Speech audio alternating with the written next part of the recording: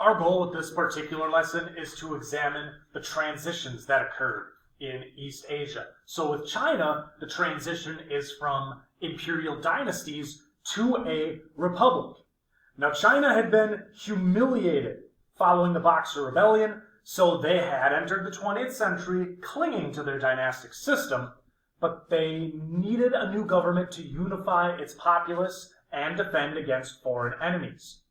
The last Qing emperor abdicated, and in 1912, led by nationalist Sun Yat-sen, the new Republic of China emerged. Now, as leader of the GMD, the Guomindang, the nationalists, Sun believed that a modern China would have a liberal legal system and take advantage of its own resources so that China could take its place among the major powers of the world. The Chinese were already dealing with early Japanese aggression in the 1910s, with Japanese rule over Taiwan, and they balked when they received the former German possession of Shandong Peninsula to honor their alliance with Britain and France during World War I.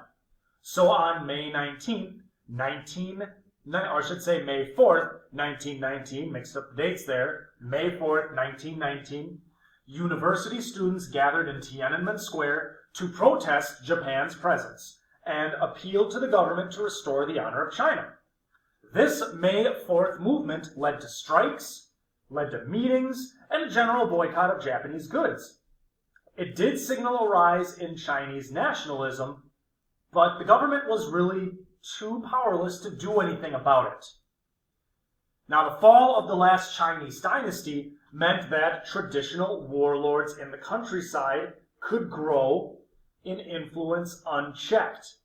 All right, it's somewhat of a continuity in Chinese history when you look at powerful regional warlords.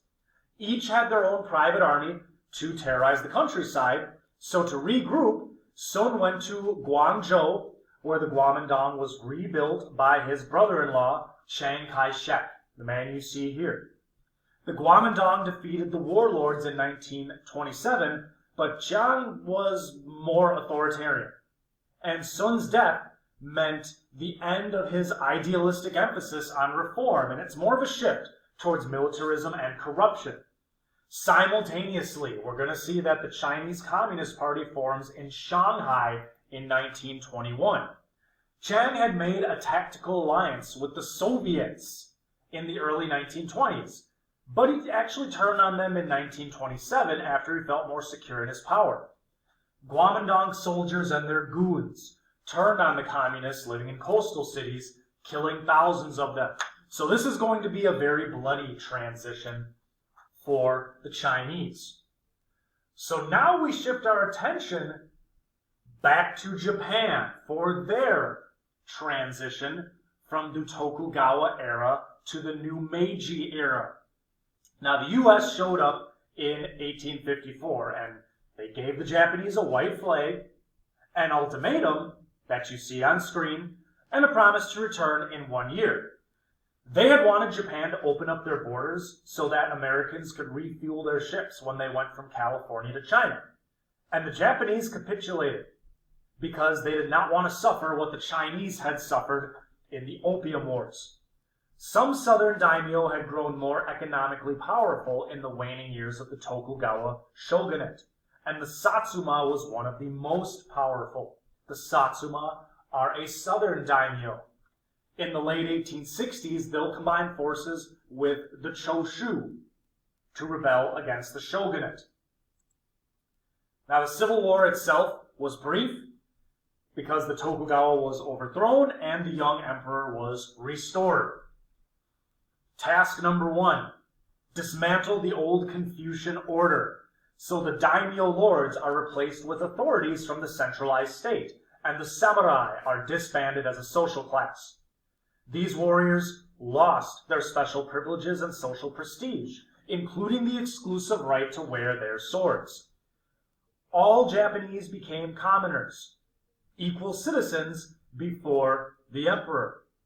Now, that said, most elite Japanese, most former samurai, will find prestigious jobs in the new national military or in the growing government sector. Now, there is going to be some resistance Sono Joi. Revere the emperor, expel the barbarian. So there's reverence for the fact that an imperial government has now returned because the Tokugawa is overthrown. But many don't like the fact that outsiders are influencing Japan. In 1877, an uprising of 42,000 samurai is led by Saigo Takamori, coming from that old Satsuma daimyo. Now it's going to be put down, and Saigo will commit ritual suicide when the final battle turns against him, but the Meiji leaders will harness this energy, revere the emperor. They're going to take the intensity of the movement and use it to their advantage. This new conscript army will be devoid of class. All right, there's going to be more unification moving forward in Japan. Now, once the Meiji era begins, Japan had an era of adopting all things Western, but as time went on, they start to pick and choose what they adopt.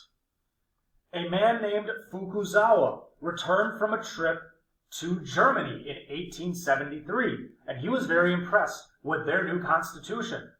Now, it took over a decade and a half, but Japan issued their own constitution, modeled upon Germany. Now, it's very telling that they modeled themselves based on imperial Germany rather than, say, liberal Britain, with elected representatives yielding power. Japan itself will become imperial based on this model.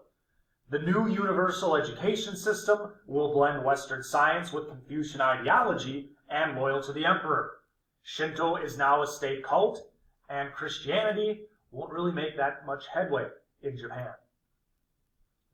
Even though the Meiji Restoration will open up new possibilities for women and a few figures will explore a feminist alternative, the state was unwilling to give women many political rights and banned them from joining political parties until the 1920s. So to make ends meet, many rural families sent their daughters to work in new government-run factories. These young women were paid very poorly, and they were strictly supervised. They're forced to live in dormitories and are worked to the bone. One activist argued for full rights for women, and it led to this Meiji slogan of retaliation: good wife, wise mother.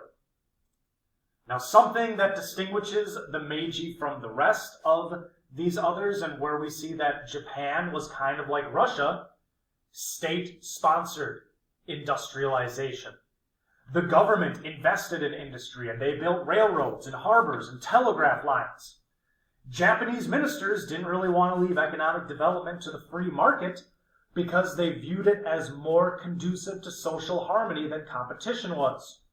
To speed up the process and to promote large-scale industry, the government is going to favor large industrial combines called zaibatsu. The zaibatsu are family-owned vertical monopolies, like Mitsubishi. They're going to collaborate closely with the government and eventually lead to less of an emphasis on liberal free trade economics. In the space of just one generation, the Japanese reform program radically transformed Japan into a modern industrial society. So this is what's happening in Japan proper. All right, what's happening domestically. As the 20th century dawns, it's clear that Japan is a new player on the stage. This treaty that you see is the first of a series of revising the previous unequal treaties, indicating that Japan was now going to be treated as a modern nation, and it's the first diplomatic victory of the Meiji era. In defeating China in the Sino-Japanese War, Japan gained control of Korea and Taiwan, and also forced the Qing dynasty to grant treaty ports and extraterritoriality to the Japanese. Now, in pushing for reforms in Korea, the Korean king allied with the Japanese, and then he sought aid from the Russians. For the next 8 years, reformers backed the Japanese, while the crown backed the Russians. The resulting Russo-Japanese War was a massive defeat for Russia, and most of their fleet was destroyed or disabled. The U.S. supervised the treaty negotiations while the Japanese assumed full control of Korea, and they just outright took it in 1910. Defeating Russia was noteworthy because it was the first defeat of a major European power in the recent era of imperialism, thus proving that Japan needed to be reckoned with the other powers. So thanks to its victories in these wars, Japan engaged in its own empire building. And even though those colonized by the Japanese would tend to disagree, many people from Poland to the Dutch East Indies looked to Japan for hope and inspiration. They're this example of standing up to Western powers. So this is how Japan will transition from one shogunate to the next. They modernize, they westernize on their own terms.